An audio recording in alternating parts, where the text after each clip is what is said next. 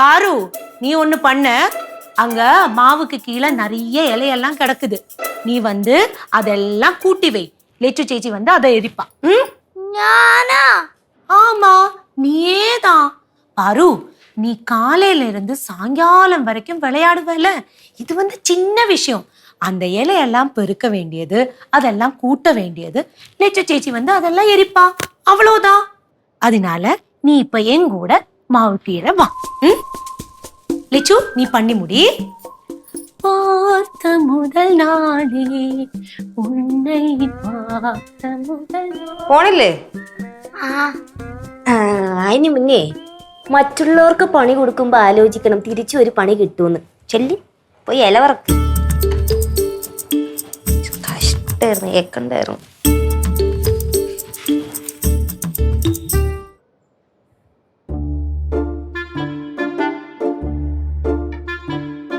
ശരി anti, anti Chappan ചാറൊക്കെ വാരി.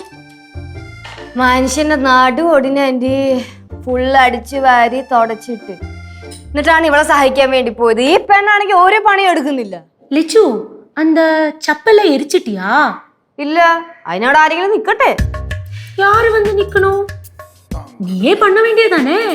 എന്റെ ആന്റി, ഞാനൊരു 10 മിനിറ്റ് ഇരുന്നിട്ട് ചെയ്താ പോരെ? போதும், அப்புறம் செஞ்சா போதும். കനക ഇവിടെ വന്നിരിക്കുവായിരുന്നോ? அம்மா, நான் எங்க இருக்கேன்னு தெரியறதுக்கா கிச்சன்ல இருந்து வந்தீங்க?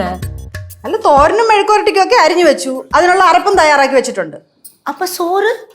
അത് ചോറ് ഞാൻ വാർത്തിട്ടു. ஓ, அப்படின்னா அந்த கறியெல்லாம் ரெடி பண்ண வேண்டியதானே.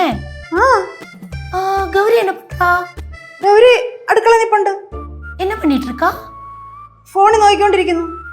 ஓ, பாரு, உனக்கு பசிக்குதா?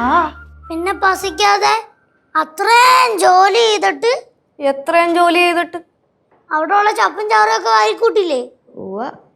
ആന്റി, അവിടെ സ്പെഷ്യൽ ഇരിപ്പുണ്ടോ? ஸ்பெஷல் இருக்கு பாரு. എന്തുവാ? அம்மா வந்து தோரனுக்கு அரிஞ்ச பயர் இருக்கு, அது இருக்கு, பொட்டேட்டோ இருக்கு, தக்காளி இருக்கு. இதெல்லாம் சேர்த்து அம்மா அரைச்ச அரைப்பெல்லாம் போட்டு சர்க்கரை போட்டு அப்படியே விழுங்க வேண்டியது.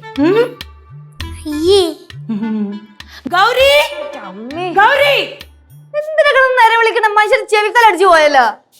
എന്താണ് ചേച്ചി? എന്ത് വിളിച്ച? நீ கிச்சன்ல என்ன பண்ணிட்டு இருந்த? കിച്ചണിൽ എന്ത് ചെയ്യാ? ഞാൻ ചോറ് വെച്ച്, പിന്നെ വെജിറ്റബിൾസ് കട്ട് ചെയ്ത്, തേങ്ങ തിരികി. തോരനരിഞ്ഞത് ഞാനല്ലയോ? തോരനരിഞ്ഞ് ഞാനല്ലേ? എന്റെ ഗൗരി, നീ എന്തോ പറയുന്നത്? ഞാനല്ലേ തോരനരിഞ്ഞത്? അതെങ്ങനെ ശരിയാവുമ്പ? ഞാനല്ലേ കട്ട് ചെയ്തത്.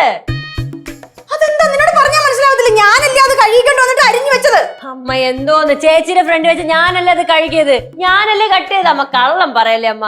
ചോറ് വെച്ചത് ഞാൻ, വെജിറ്റബിൾസ് കട്ട് ചെയ്തത് ഞാൻ. എന്തോ നീ പറഞ്ഞേ? ചോറ് വെച്ചത് നീയോ? പിന്നെ ഞാനല്ലേ? ഞാനാണോ അരി എടുത്ത് അങ്ങോട്ട് തന്നത്? അത് നീ കഴുകി ഇട്ടെന്നല്ലേ ഉള്ളൂ. അല്ല, ഞാൻ അരിയെടുത്ത് ഞാൻ കഴുകി ഞാൻ അടുപ്പിൽ വെച്ചു. എന്റെ ദൈവമേ, ഇങ്ങനെ കള്ളം പറയല്ലേ എന്റെ ഗൗരി. ഞാൻ എന്ത് കള്ളം പറഞ്ഞ? അമ്മയാണ് കള്ളം പറഞ്ഞത്. நிறுத்துறீங்களா? ചേച്ചി, ഞാനാണ് തേങ്ങ തിരികിയത്. அப்படின்னா அந்த சோறும் தேங்காவும் மிக்ஸ் பண்ணிட்டு சாப்பிட வேண்டியது. അയ്യേ, ചോറും തേങ്ങ എങ്ങനെ തിന്നാനാ? லிச்சு, ഓ, என்னோட அம்மாவோட பாரோட எல்லா க்ளோத்ஸும் இங்க வச்சிருக்கேன். அங்க போய் எல்லாமே அயர்ன் பண்ணு. അയൺ ചെയ്യാനാ? அது முடியலன்னா அங்க நிறைய துணி வச்சிருக்கேன், அதை வாஷ் பண்ணிக்கோ. உனக்கு அயர்ன் பண்ணணும்னா அது பண்ணலாம், வாஷ் பண்ணணும்னா அது பண்ணலாம். உன்னோட சாய்ஸ். അയ്യോ, ഞാൻ തേച്ചോളാം.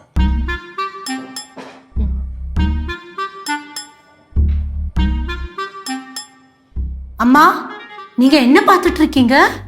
பாருக்கு ரொம்ப பசிக்குதுன்னு. അത് തന്നെ, എനിക്ക് വിശന്നിട്ട് കണ്ണ് കാണാൻ പറ്റുന്നില്ല.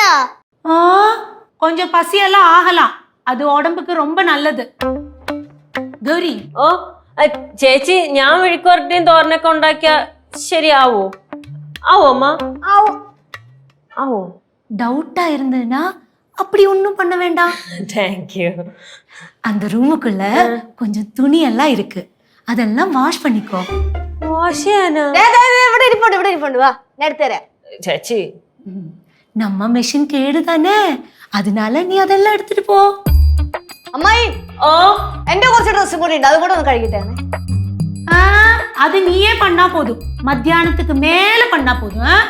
கௌரி, ഓ அது முடியலைன்னா ஃப்ரிட்ஜுக்குள்ள கொஞ்சம் ஃபிஷ் இருக்கு, அதை கண்டிச்சோ. വേണ്ട, ഞാൻ ഡ്രസ് വാഷ് ചെയ്തോളാം.